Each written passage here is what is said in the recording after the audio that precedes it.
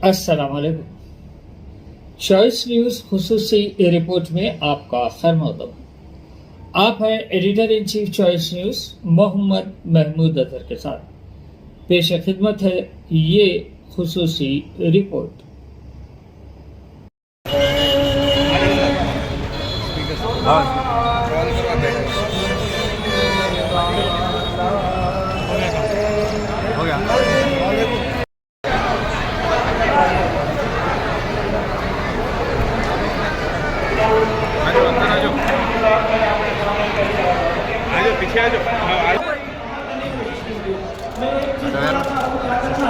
सबसे अहम ये है कि आपको कल का प्लान करना है। कल यानी जब पहुंचेंगे आप मक्के मुकर्रमा तो डिस्टर्ब ना करें। सेकंड पॉइंट,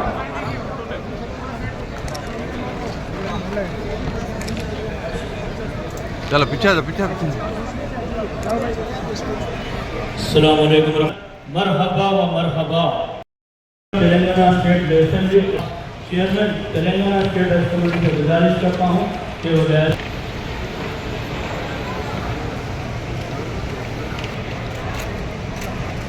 हम लोग हबीबुल्लाह पाक सल्लल्लाहु अलैहि वसल्लम के बारे में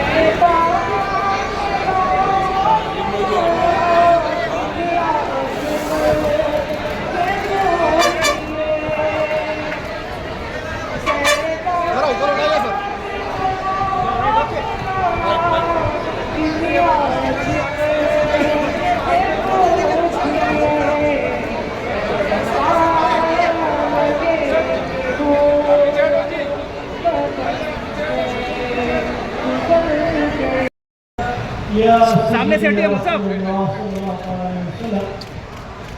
अरे सामने से, अरे साइड में आ जाओ भाई। देखे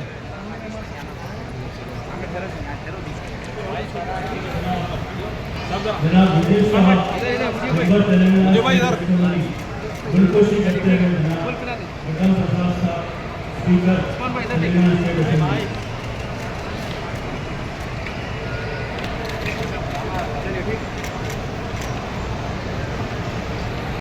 इधर कि सबसे पहला पॉइंट क्या बोला था मैं आपको कि सब्र अख्तियार करना है। तो पूरे सफर के दौरान पूरे डे टू डे सब्र का खास ख्याल रखना है। एक एक स्टेप कल क्या करना है पूरा शेड्यूल तैयार कर लो और अदा कर सकते हैं। तो ये चंद बातें।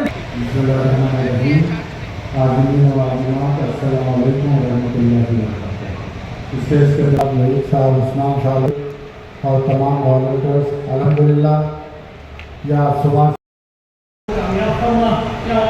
सफर के दौरान होने वाली जो भी आजमाइश आएंगी उनकी दर्जा बुलंदी का सबब बना। कई को सब्र करने वाला, शुक्र करने वाला हमारे हाल का पसंद फरमा, हमारे मुल्क के हालात का पसंद फरमा। हिंदुस्तान में अमन फरमा, हमारे रियासत में भी अमन अमान बरकरार है फरमा।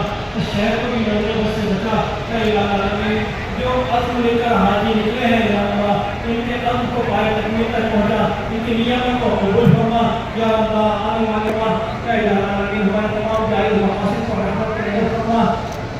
कहते रहते हैं दुआ के वास्ते रोज़े तेरे कर दे पूरी आदत को हर बेकसों में पूरी। आमीन बिजाहि फातिमा नबी सल्लल्लाहु अलैहि।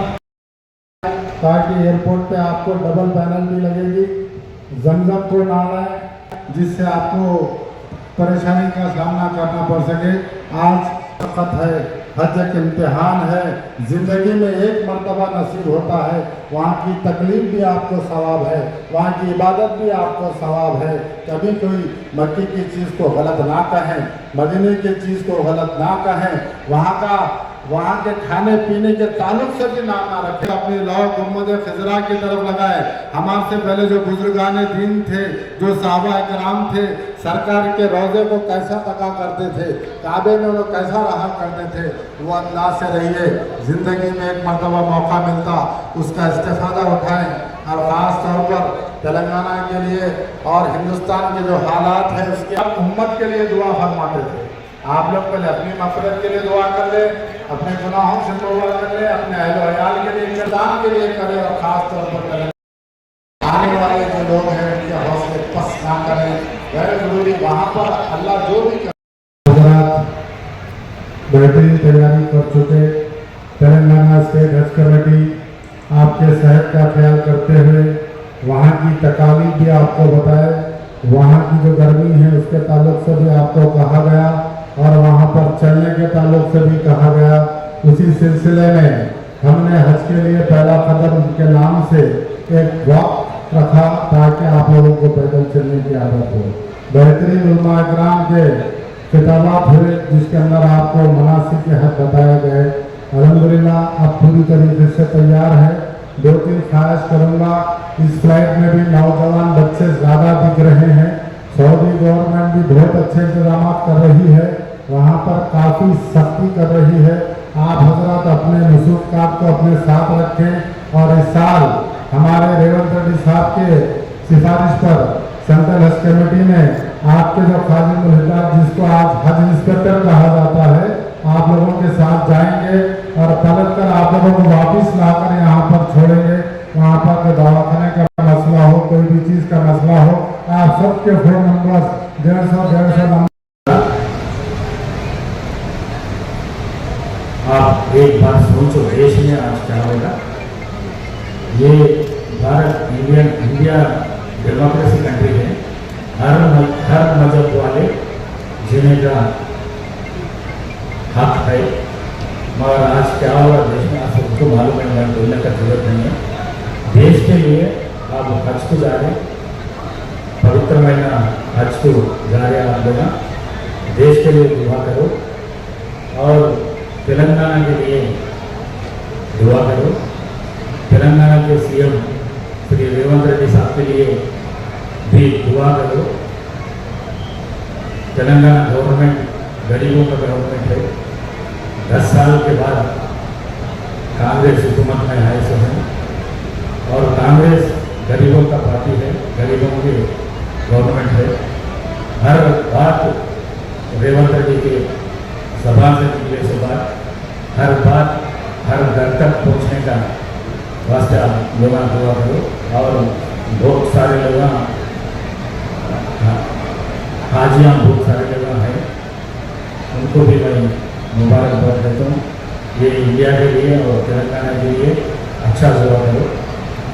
और नौजवान बच्चे बहुत जने दिख रहे, बहुत जने जा रहे, उनसे मैं मशवरा करता हूँ। ये बहुत हज बोले तो माइनॉरिटीज उसमें जैसा हिंदुओं का तिरुपति है वैसा माइनॉरिटीज का हज है।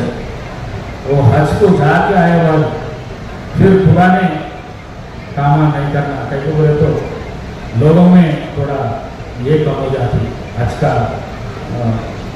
जाने का मकसद का कम हो जाती। मैं नौजवान बच्चों से ये गुजारिश करता हूँ, उन्होंने वहाँ जाके आए वक्त पूरा चेंज होना, उनका लाइफ चेंज होना और इसमें सोसाइटी में जीने का, गाँव जाने का, हज को जाने का वजह को मुबारकबाद देने के वास्ते पाशा साहब मैंने बुलाए, उनको मैं बहुत आभारी हूँ। आप लोगों से मिलने का चांस दिए मेरा दोस्त मुझे और उस्मान। इस खुसूसी रिपोर्ट को हमारे नुमाइंदे मीर हैदर अली ने आप तक पहुंचाया। अब editor in chief choice news Mohammad Mahmood Azhar को इजाजत दीजिए। अल्लाह हाफिज।